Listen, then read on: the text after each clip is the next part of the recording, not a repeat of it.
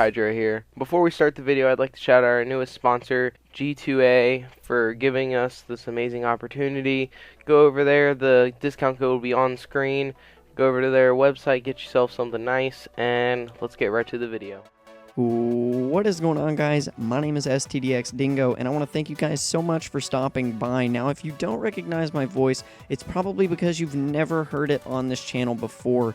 My channel is called Optimistic Dingo, and I'm sure that there will be a link down in the description below, so go check that out. Also, I'm pretty sure my social media will be down there as well, so check that out as well. But I'm a new member here at Set to Destroy X. This is my very first video on the channel, and basically this video is going to reflect what I do on my channel. On my channel, I try to make you guys better at Call of Duty, but instead of just doing the regular old tips and tricks like, oh, do this and do that, and then you're all of a sudden a god at Call of Duty, I don't believe that philosophy. I don't believe that certain tips and tricks are going to make you a better Call of Duty player. I believe that knowing more about the game is the way to play the game and become good at the game. Sort of like Drifter, his tagline is knowledge is power. I believe that philosophy, that the more you know about the game, the better you will be at the game. So my approach at teaching you guys Call of Duty is sort of like Drifter's approach, to where he goes in depth on the guns and everything like that.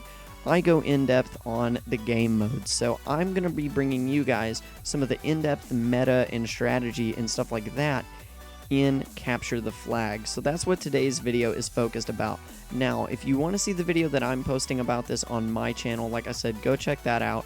It's going to contain some of the content of this, but it is going to be completely different, I can assure you. So anyways, I'm going to go ahead and talk about one of the most important things in Capture the Flag, which is the spawning algorithm.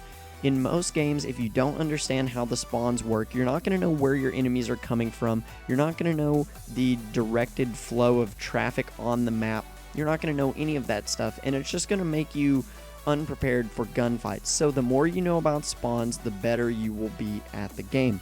So spawns are very crucial in Capture the Flag. There are two main spawn points in Capture the Flag, and they're very similar to games like Momentum and surprisingly similar to games like Team Deathmatch. Basically, they are anchored by teammates and they get blocked off by enemy players' lines of sight, exo movements, and proximity. So that's what blocks them, but there's two main spawn points. One is going to be close to the objective. So to illustrate this, I'm going to look at the map Retreat. In Retreat, one of the main spawn points is the cave spawn. So if you're getting the cave spawn, that is your main spawn point.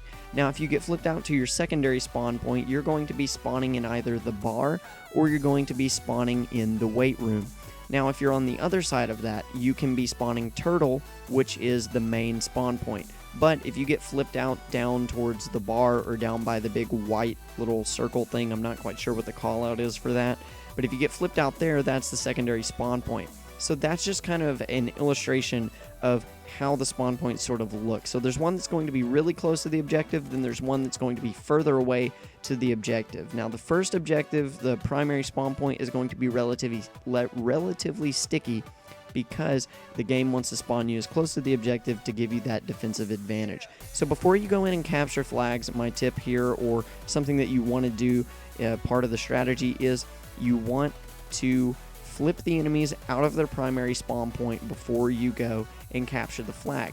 And the reason why you want to do that before you even think about pulling the flag is because that's going to make it to where the enemies have to travel a further distance to cut you off, a further distance to get into gunfights with you. And it's going to give you more time to prepare and predict the enemies. Now also, let's get into some more of the strategy here. So since Capture the Flag is fast-paced and it's a respawn game mode, it's very important to have multiple strategies for every type of situation. So one of the best strategies is to have a couple of players playing defense and then a couple more pushing for the flags. In 6v6, this is really easy. I like to have like maybe 2 players playing defense. The rest of the players are pushed mid-map and actually pushing in to pull the flag and start transport. Now, if you're in 4v4s, you really need to have a strong defensive player. So have that one defensive player sitting back there, and then have maybe another player pushed up sort of mid-map to be like a welcoming party out of the enemy spawns, and then have one escort and the flag carrier. That's generally how I play it. Now, one thing to keep in mind is do not overextend yourself in this game mode. What overextending is basically where all 4 enemies or all 4 teammates push up past their spawn point and make it to where it takes more time for them to get to their spawn than it takes for them to get to the enemy spawn. The reason why this is bad is because if one person is back and you guys are all overextended and then the enemies flood into your flag zone, you are not going to be able to help your defending player because you guys are overextended. If all 4 players are overextended, then the enemy is going to be able to get an easy flag pull, which then you're going to be running towards them because you're overextended. You're going to be running towards them, coming to them for gunfights, which means they're going to have the advantage because while they know where you're going to be coming from, you don't know where they are. So overextending is a bad thing. Big no-no. Try not to overextend. Stay with teammates in order to help you stay alive. And then lastly, you want to be able to predict where the enemies are by knowing the spawn points and choose your lane to run the flag. This is probably one of the biggest things. Choose your lane wisely. So choose the lane that's going to have the least amount of enemy traffic. And also, another thing that you can do is do what I call cross lane pushes or lane changes. So you might start out at like the bottom lane of the map or the far left lane and then go into the middle lane and then go all the way down to the far right lane, or go from middle lane back to the far left lane. Do something like that where you just kind of cross over between multiple lanes. What that's going to do is just kind of throw the enemy off and make you less predictable, which makes it to where you can capture flags faster and more efficiently. Now, when you're having to return a flag that has already been stolen, you want to use your exo movements and abilities to get ahead of that flag carrier and cut them off, or, as called getting a cut.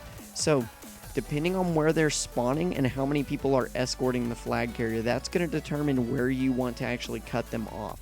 Also, if you kill the enemies and they're spawning in that secondary spawn, you might want to send someone to go and actually pull their flag right as you return it, and that's going to just throw the enemies off even more.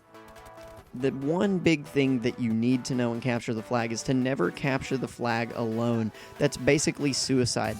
Never turn your back on the enemy spawn position and always try to have at least one escort with you. When you do that, you're going to be able to just dominate Capture the Flag. Lastly, there are certain perks and abilities that are going to take you over the top. So use things like Toughness and Blast Suppressor, which are going to keep your shots on target and keep you hidden from enemies when using your exo movements. Also use Overcharge and pair that with Exo Overclock and Lightweight to allow you to cut the enemy off that's when you're trying to return the flag, as well as make it to where your transport time for the flag is lower and make it to where you can capture flags a lot quicker. Lastly, always carry stuns or EMP grenades. EMP grenades actually work a little bit better in this and Uplink. In Uplink, they keep the enemy from jumping, but in this, it makes it to where they can't slide and they can't double jump, so it really slows them down. So EMP grenades or stuns are really good at slowing down enemy flag carriers and also good at making it to where enemies can't get to you for engagements. Makes it easier for you to pull flags, transport flags, capture flags, and return flags, so they're really good. And with those, pair up with fast hands so that you can get those off as quick as possible. So that's pretty much it for this video, guys. I hope you guys have learned something useful. Hope you guys have enjoyed this video. And if you have, leave a like on it, comment down below what you thought of it, and subscribe to the Set to Destroy X channel as well as my channel for more videos like this every week. I'll see you guys in the next video. Dingo out.